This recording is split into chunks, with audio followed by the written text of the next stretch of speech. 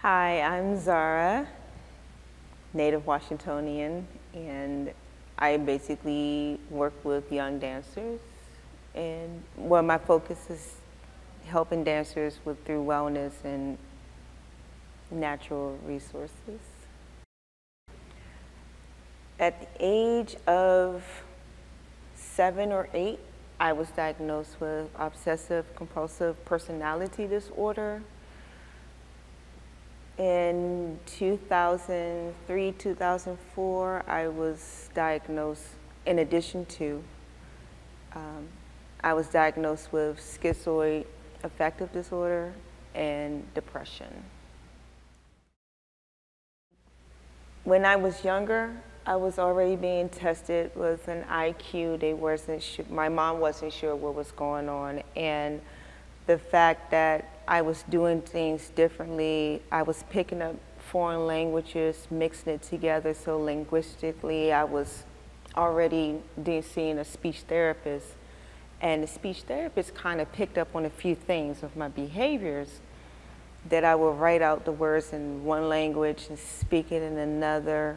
And as I was doing that, notice how I was reorganizing the room, or how I would do a different thing, and it had to be a particular way and at a particular time. And that's when they said, okay, we think we should have her checked out, as we're picking up a couple of patterns.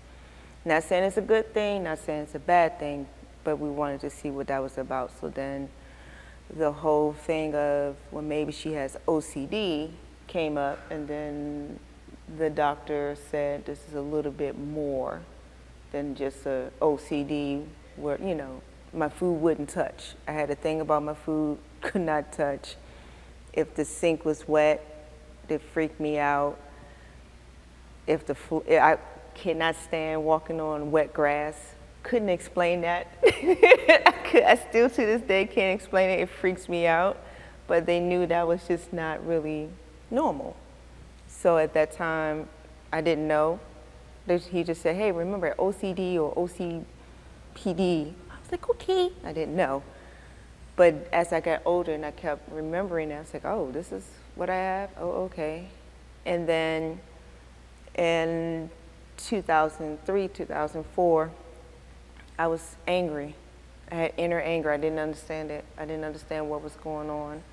So I did go speak to another therapist, and that's when she said, okay, what's going on in your family? Let's talk about that. And I did express that there was mental health illness in my family. And like one of my uncles was full-blown schizophrenic. So that's when I learned that there was a chance that the next generation, my line, somebody would have something, and I didn't know what it was. So that's when she told me that I definitely had schizophrenic affective disorder. And that's basically not technically a full-blown schizophrenic, but there's just these weird, angry patterns that just would happen. And I was put on medication for that. Whew, that medication was not a best friend whatsoever. It kept me down. My energy was low. Any thoughts or what I thought was going on up here was quiet, but I would keep hearing a whisper of, this is not right, this is not you, this is not right, this is not you. Let's end it, let's end it. And yes, it was a side effect, you know, to read the back, to got the little words on there, and it's like, oh.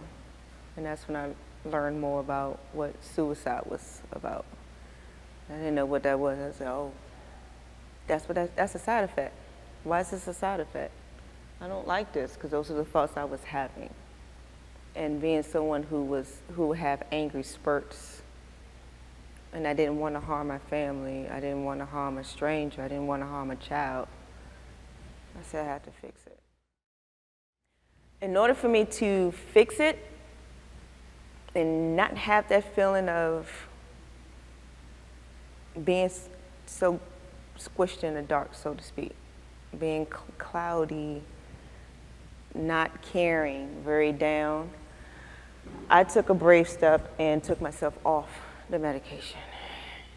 Very, very scary to do, because if you're off, if you kind of, what they say, nuts, so to speak, you're supposed to be on medication to keep you calm so the rest of society can move around.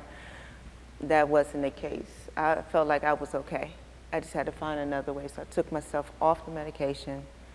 I've been doing a lot of reading on how to heal myself more naturally. And step one was to find another outlet, find another creative way to get it all out. So when I told my doctor I don't want to take this medication anymore, she wasn't that happy, she wasn't that thrilled. And she said, well, there's ways to do it.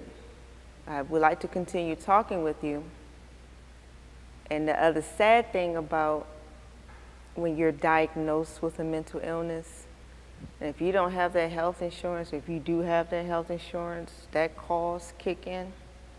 So financially, I couldn't continue.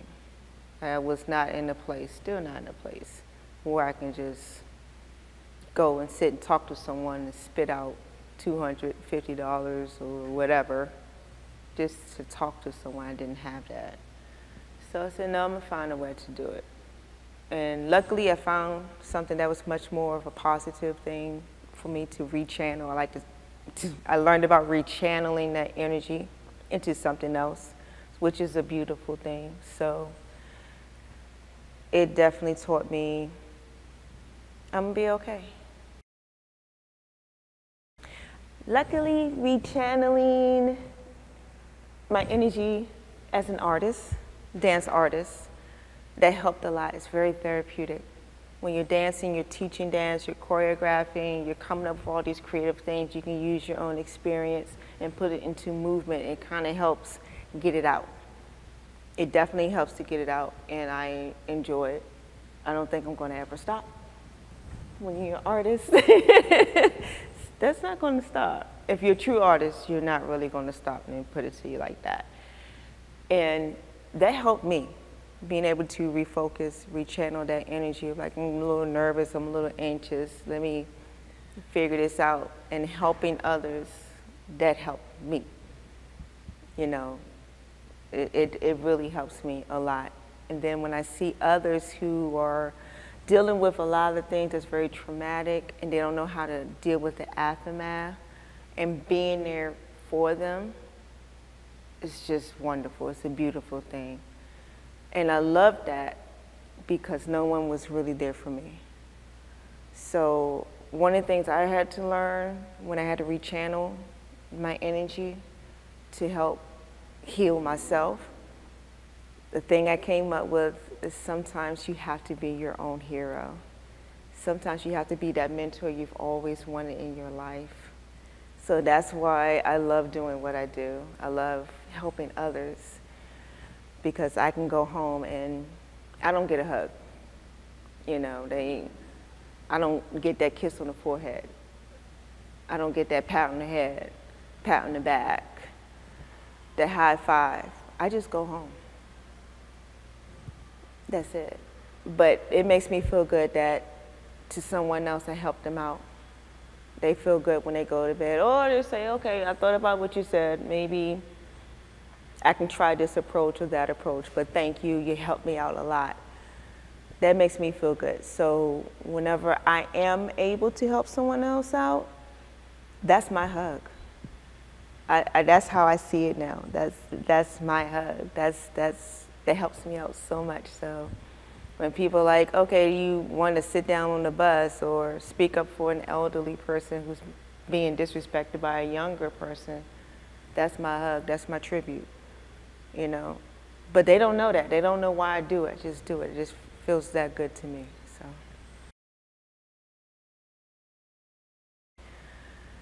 The stigma of mental health within the family. My family, I don't want to say it's typical, but I've noticed that, okay, this person is a little off, this person has some issues, so let's just push this person down in the basement or in the attic or in the bedroom, down the hall. Let the person know when food is ready, come get your food. If you want to sit at the table, you can. If not, go on, you know, back to your room, or, you know, go sit outside. If you want to go for a walk, go ahead and do all those things. So it's okay, it's nothing wrong with that. But for me, it just felt more like abandonment. There's something about within the Black community, honestly, I've always felt like, since no one really knew or understand how to deal with anyone, it's just easier to just push that person to the side. Oh, it's okay. That's just how it's been for generations down. So when I told my family what I was diagnosed with, oh, really? Oh, okay. So what are you going to do about that? How do you get rid of it? Kind of can't get rid of it. You can just make it more dormant, so to speak. You can have it more under control. Or in my case, what I discovered, how to use it to make you a better person, how to use what you're diagnosed with to make you just, like I said, my own hero. So it's been difficult, that abandonment feeling. At times, it hurts, it's scary, and it's kind of like, I don't know how else to deal with it, but I just deal with it and roll with the punches. And somehow it makes me stronger. You know, a lot of people say, oh, she's strong, don't worry about it, she's good. It's okay to ask me, how's your day? Because I go and help support everyone else, but it's nice to just have someone ask you, hey, what's going on? Are you all right? You good? I'm just making sure, you know. And to help others, because I notice my family would sometimes help others, and they'll look at me and get mad. Well, why would you go help her? Because of X, Y, Z, because you didn't help her. I know that feeling of having somebody walk past, and I just felt that. I know that feeling. I don't like that feeling with another human being. So let me just do what I can. And it's strange. I'm not saying my family's bad. I'm not saying that at all. I just feel like they don't know how to deal with someone with a mental illness or depression. They don't know how, because it's taboo to be around someone, or, you know, in that matter, and accept the fact, oh, this is in my family. My advice to someone who's dealing with someone who has depression, don't give up on them. It's difficult. Please don't. Don't give up on them. Try to hone in on those little things that make that person happy. Hone in onto that. You have no idea. That person may not seem like they're appreciative of what you're doing and what you're thinking and what you're saying, but they do. You know, the feeling of abandonment is very heavy, it's very scary. They don't want that, you don't want that. So if you don't know how to reach out to that person, ask them. If they say, I don't know what it is I want right now, just sit with them. Just simply just being there sometimes is just enough. If you want to watch a little TV, watch a little TV. What do you feel like looking at? Okay, let's watch that together. You may not like the movie, but you're there with that person. You're just there with that person. It's very difficult to be around people and still feel lonely and still feel alienated. It's a horrible feeling. So help that person out. Still be there. Just still ask. And my advice to those who are dealing with someone or a loved one or a friend, a co-worker, someone at church, someone in the neighborhood that has a mental illness, don't deflect it. Yes, recognize it. Know the person have the isms. You know the person's kind of going off. You know how not to add or be a trigger for that. But do recognize it. Stop being in denial. Stop this, oh, that person need to go take medication. That may not be the case. There's something traumatized that person, something is off, yes. But still recognize that person. You can still just say hi. You may snap them out. Bring them back to reality. You know, you just have to do that. Sometimes I have to do that with my own relatives. Like, hey, come on back down. By the way, da-da-da. Oh my gosh, you know, are you cooking something? Is it burning on the stove? So bring them back. Sometimes all they need is someone to bring them back. That's it. Thank you. You're welcome. I tried.